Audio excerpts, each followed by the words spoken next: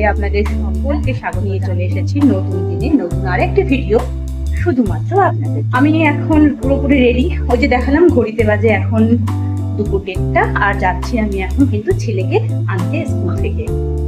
তো আজকে আপনাদের সাথে এই সময় শেয়ার করার কারণ হচ্ছে ভিডিওটা আজকে হচ্ছে ছেলের স্কুলের রেজাল্ট। তো জানি না কি করবে, তো অবশ্যই রেজাল্টটাও আপনাদের সাথে অবশ্যই শেয়ার করব। তো চলুন দেখা যাক কি করে না করে। অবশ্যই যাই করুক না কেন, আমি ছেলেকে ওটাই বলেছি, তুমি যা মানে করেছো বা করবে সবসময় তোমার মা তোমার সাথে আছে, তোমার পাপা তোমার সাথে, কারণ এমনিতেই ওদের ওপর প্রচুর চাপ। তো ভালো করলে তো খুব ভালো, যদি একটু খারাপও হয়ে যায় কোনো অসুবিধা নেই। তো অবশ্যই আপনাদের সাথে শেয়ার হবে। তাহলে গত আগের দিনে মানে একদিন আগের ভিডিওতে আপনাদের সাথে শেয়ার করেছিলাম যে ছেলের স্কুলে রেজাল্ট ছিল, কিন্তু যেহেতু আগের ভিডিওটা অনেকটা লেন্দি হয়ে যাচ্ছিল মাখানার রেসিপিটার জন্য, তো রেজাল্টটা আপনাদের সাথে শেয়ার করতে পারিনি। তাই আজকে পুরো রেজাল্টের কপি আমার হাতে আমার ছেলের, আর ওই যে বলবো তার আগে আমার কয়েকটা কথা বলার আছে আপনাদের সাথে। সেটা হচ্ছে মানে কি বলুন তো, মানে বাচ্চার রেজাল্টে বাচ্চা যতটা টেনশনে থাকে মারাও কিন্তু প্রচন্ড টেনশনে থাকে। এটা আমার একদম মানে কি বলবো, মন থেকে বলছি কথাটা।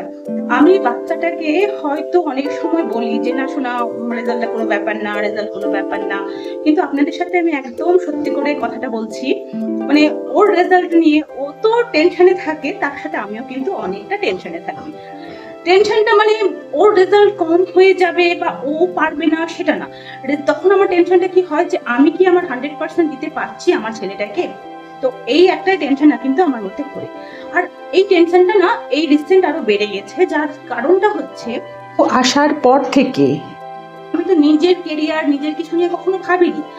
এইবার যখন গত 3 মাস আগে থেকে এই প্ল্যাটফর্মটাতে এলাম, মানে আমাদের ইউটিউবের যে প্ল্যাটফর্মটা, হঠাৎ করে মাথায় এলো যে আস্তে আস্তে তো বাচ্চাটা আমার বড় হয়ে যাবে, তখন একা একা মানে হয়তো আমি, কারণ বাচ্চা তো বড় হবে তখন তো ও আর আমার এতটা কাছে থাকবে না। তো এই টাইমটা তো আমি খুবই এনজয় করছি, এই টাইমটা আমি খুবই ভালো কাটাচ্ছি ওর সাথে থেকে। প্রত্যেকটা মুহূর্ত আমার ভীষণ ভালো কাটে, ভীষণ ভালো কাটে।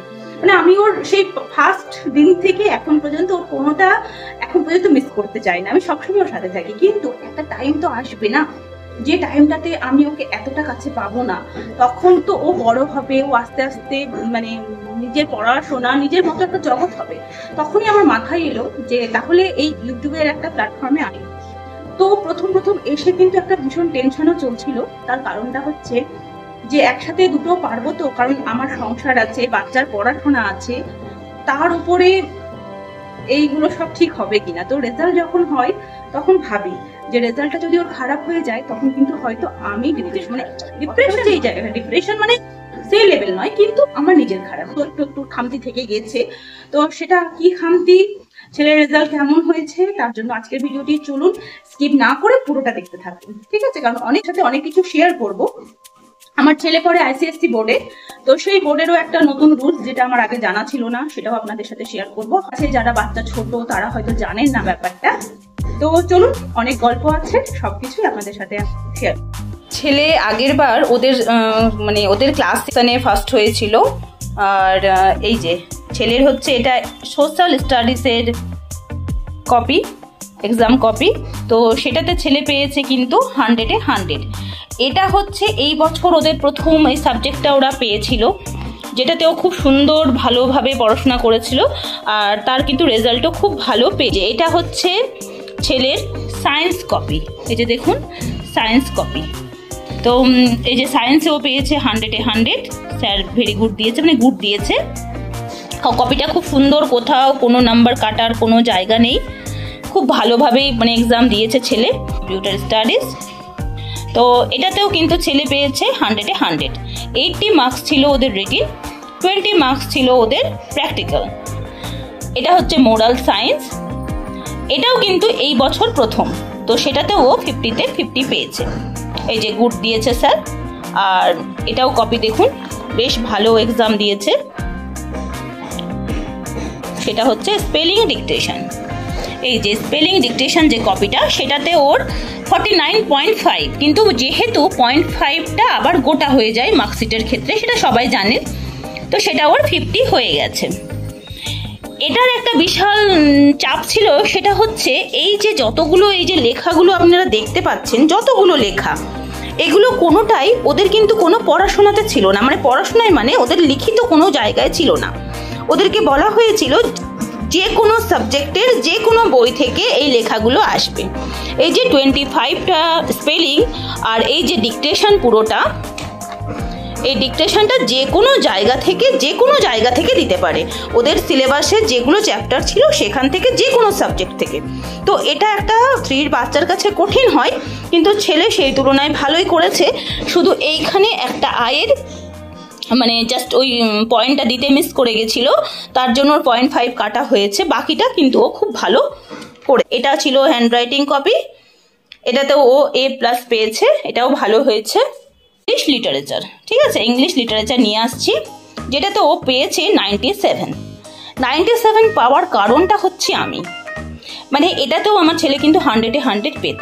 এইখানে যে ওর 3 নম্বর কম হয়েছে, সেটা আমার একটা ছোট্ট ভুলের কারণে হয়েছে। মানে ছোট্ট ভুলটা কি করে বাচ্চাদের ক্ষেত্রে বড় হয়ে যায়। এই যে এইটা আছে, এটা আমার ছেলে স্কুলের যেদিন ও লিখছিল, মানে বোর্ড থেকে টুকছিল, সেটা ও বোর্ড থেকেই ভুল টোকে এবং তার স্যার ভুলবশত সেটাতেই রাইট দিয়ে দেয়, এবং আমি বাড়িতে এসে সেটাও আর না চেক করেই বাচ্চাটাকে পড়িয়ে দিয়েছি।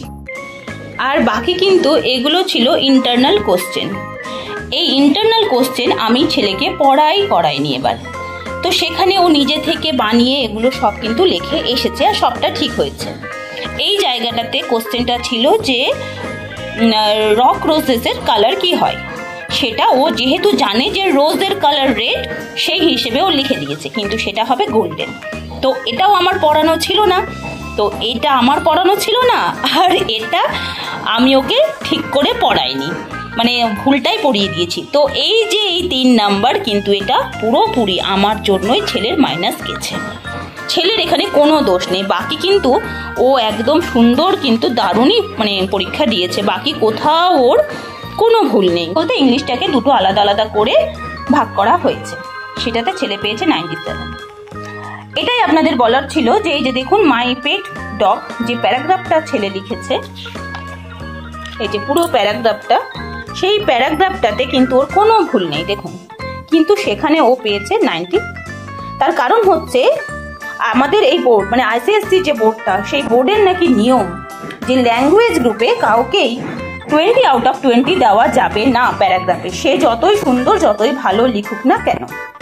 এটা আমার কিন্তু জানা ছিল না, আমি এইবারই জানলাম, তাই ভাবলাম আপনাদের সাথেও শেয়ার করে দিই।